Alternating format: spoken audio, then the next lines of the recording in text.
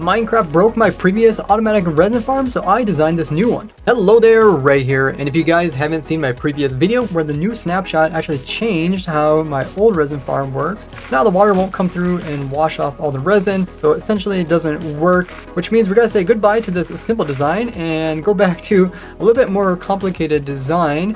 It's not much more complicated than the previous one. We do lose a little bit on the rates, but it does work with the newest nerf.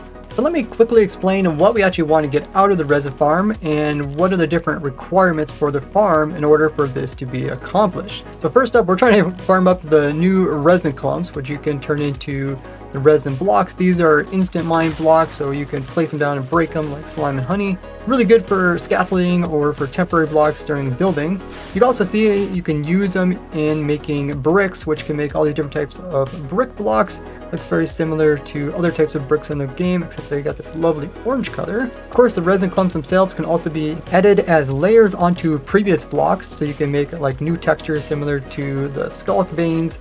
So how we actually get the resin is that every time we hit one of these guys here, they will spawn in resin associated to the hearts that they have. So each of these guys come from one of these creaking hearts, and if you hit the guy that goes to the certain heart, it will spawn in resin within about 2 blocks of the actual heart that it owns. Now each guy can produce between 2 resin or 3 resin, so to make sure my farm produces the maximum amount of resin per each creaking heart, came in here and I got in 3 logs, as resin will only generate on top of these logs and not on the side of the walls or anything like that. So this one heart can do up to 3 spots like this, and the next one could do the same thing.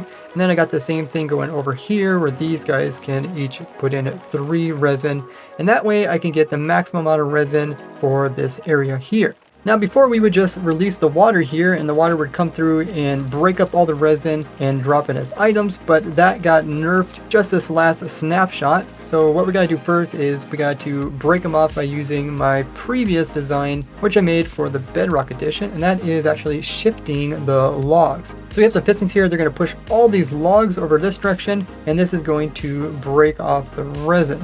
And we can actually see this in action here. See it shifted, broke it all off, and then what we're doing is a short period afterwards we are releasing the water. So to get the maximum use out of the water, water can flow a total of 8 blocks before it has to go down a layer. So I designed my farm so the water can reach the full 8 blocks, which does limit to how wide we can make this. We also have the same limitation when it comes to pistons, as they can only push 12 blocks, so that's the maximum amount they can push right here. In between these 2 limitations, this is how big of a spawning platform we can use in order to collect the resin. But as mentioned earlier, we only get resin if we actually hit these creaking mobs. So these guys need to be in a location where we can hit them all at once. That's why I actually have this little chamber down here. We're going to wash all these creakings over here, and the player is going to be whacking at them to produce the resin up above. But in order to get these creakings in the first place, they spawn so many blocks away from their actual heart that they are connected to. And that's another reason why we have this big surface area here, is when there's no water here, then the creakings can spawn in. Let me go ahead and just despawn all these guys. So now that they all despawn, you can see as soon as I come within range of the hearts, they're going to try to spawn these guys onto a full top surface block. And since I got the rest of the farm all slabbed up, they can't spawn on that, and they won't spawn in the water, so we have to remove the water every once in a while so that we can get them to come into the game. But you can see the water is also useful in moving them towards their killing chamber, which is going to be right there. We don't actually kill them, but we do need to attack them with our sword.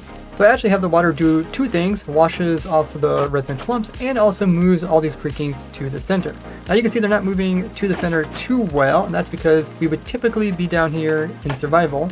And when you're in survival looking towards their direction, they are going to go ahead and freeze. And when they freeze, they don't collide with each other, they don't push each other, they don't walk around. This makes it really easy to get them all into this killing chamber here. Now once again, we're going to use a sword so we get to the sweeping ability, and this means that if I hit one of them, it's actually going to hurt all the nearby creakings as well. Every time we hit these guys, it's going to produce the resin on top, and then it's going to get washed into the center. You can see these guys stacked in really nicely once I went to survival mode. But the thing is, creakings only produce resin every 5 seconds, so they have like a little cooldown period. So what I got over here is a clock that will activate every 5 seconds. I'm using this trapdoor as an indicator to tell the player when to click. And what you do is you get an auto clicker, you set it to around 5 seconds, and as soon as you hear this trapdoor flick, you would turn it on. And now it will automatically click every 5 seconds. You can get the maximum amount of resin per hour. Now in single player you don't really have a problem with a desync between the player clicking and the game operating. But this could be a problem in multiplayer servers, just because in real life 5 seconds elapsed doesn't mean that the game thinks that 5 seconds has elapsed. This is because the game can slow down over time if it's having trouble keeping up with everything that's going on in it. And that's the nice thing about the clock. You can come in here, you can make the clock slower. This is the easiest solution to avoid the latency problem. It's just by attacking them not 5 seconds exactly, but a little bit longer than 5 seconds. That way the game is running a little bit slow. You can kind of adjust for that. Now we'll come in with a system in the future for people that want to attack the mobs, and then only after attacking them will the whole system then flood the area as well as break off the clumps. The advantage of this type of system is that you don't have to try to get your player clicking to be exactly like your clock over here. Rather, you clicking becomes the clock. But some of you guys actually thought this would fix the problem with TPS, or ticks per second, being slower on servers, but it doesn't actually fix the problem. That's because when you click, let's say you're clicking every 5 seconds, the game still cannot accept those 5-second clicks if it's running slow. No matter if you click with the player, you use a player as a clock, or if you use the redstone as a clock. The nice thing about the redstone is that it will always be consistent with the server. So if you set this to 5 seconds, if the game is running slow, this will just run slower. And you can still time your clicks based off of when this trapdoor opens. You're just going to have to adjust your auto clicker to kind of stay in sync with however much TPS loss is occurring on the server. But like I said, on single player you really don't have to worry about this. Overall, the design, it works pretty simple like the previous one. We have a clock that's going in a circle. Every once in a while it will activate. This will push a piston and observer up, which will send a redstone line to either side. Now both sides are mirror of each other. This just doubles the amount of spawning spaces and the doubles the amount of resin per hour. Now this signal is going over and to these pistons over here. First thing it's doing is it's pushing all these logs over to the opposite side. The resin will spawn, it's going to push it over first, and then we're going to wash it. The way we're washing it is that we're then taking the same signal, running it through a little bit of delay, we're inverting it, and then we're releasing the water on top of this. Simple setup with some trapdoors and waterlogged, and that just comes through and washes everything. So if the items are here, you can see it breaks off, and then they get pushed in front of the water, and they end up in this water stream, and they get washed down there. Now before I show you where the resin goes, there is a little bit of complication as we do need to reset these logs back into their original location. So we've seen how those pistons push logs this way. Now we need a different set of pistons to push them back. Now the problem is I'm trying to use the maximum 12 block push limit. This means I don't really got a lot of options when it comes to detecting this log and pushing it back. And I have even less options when I decided to try to remove this spawning area for the resin. You can see this area here is open to air, and resin can spawn on any logs that are open to air that are near the heart, including this side here. Now on all the other sides, I just came in and blocked them off so that we don't get resin in really weird locations that we can't easily collect. And that's why I chose just to collect it from the top of the surface, because it's really easy to collect it there. But then I had this idea, what if I just have water come in here and occupy this space, which is really easy to do. And since there's water here, the resin won't spawn on the side of these blocks. That's all good and dandy, but then how in the world am I supposed to detect when this log comes over to this position? Can't just use like a torch underneath, and I can't put like a redstone block in there. So what I end up doing is pushing a redstone signal into this log here, and then that log is going to power this note block, and then the note block is updating this piston, which is getting powered diagonally through quasi connectivity. And then this piston will update and move this observer over, putting a pulse in here.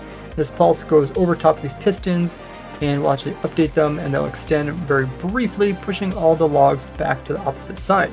This was a bit cheaper than running some redstone signal all the way over here and powering this side, and it is also kind of like a smart system.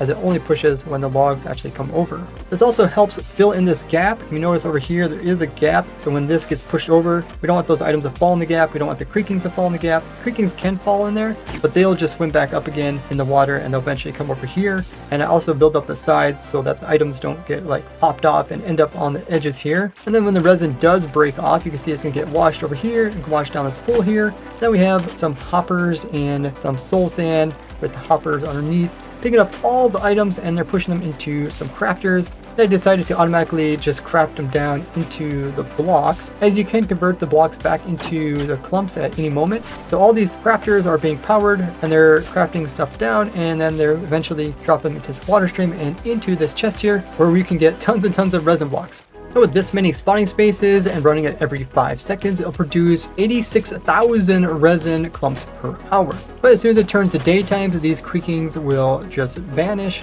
So you can't run the farm in the daytime, meaning the rates are cut in half, which means this farm will still produce over 43,000 clumps per hour. This is a decrease from my previous design, which was producing around 58,000 per hour and was even simpler, as you can see. So the nerf, it did hurt the rates and it hurted the size as well as the complexity of the farm. Overall, for how much it produces per hour, I'd say the design is still quite simple. And that's why the flowing water is important, because as soon as it turns nighttime again, you can just continue to AFK it, and the farm will automatically start up again by recollecting all the creakings, so you can whack them with your sword once again, without you having to do anything special. Now, one of the most common questions I get from you guys is, how do I design these farms? Well, you guys can actually watch me design all my farms live over here at my Twitch live streams, and I do the designing also on my testing server, which the server is open to all my viewers. You guys can just hop on with IP that's on my Discord and see all the different builds on here, and even spectate me as I design this on my live streams. I do stream every Wednesday, Friday, Saturday, Sunday at 2 p.m. Eastern time, and you can see I didn't only design this, but I also came up with a new design that I was initially going to show you guys, but there is a current bug with this one, where it's hoping to have the creaking, instead of getting washed to the center, just have them pathfind over top of these trapdoors. But you can see there is a problem. When they come on top of this, they just end up spinning in circles. So if you guys want to help me get this fixed so that I can make an even simpler version of the resin farm, then I need you guys to go in the description and upvote this bug, which I made a bug report on. Otherwise they would just walk down, then we just have a big collection of water. Then I could just shift these little columns back and forth in order to knock off all of the resin, and it would be much simpler than that setup. So make sure you guys are subscribed so you don't miss out on more future designs, as I will also be doing a block by block tutorial, plus the world download and a schematic of the build. So make sure you check the description of this video to find the newest link to the newest design that works. But I'll only do that once I'm sure that Mojang doesn't nerf the farm once again, so probably closer to the full release. So leave a like on the video and come watch my live streams, and I'll see you guys all over there. Bye bye!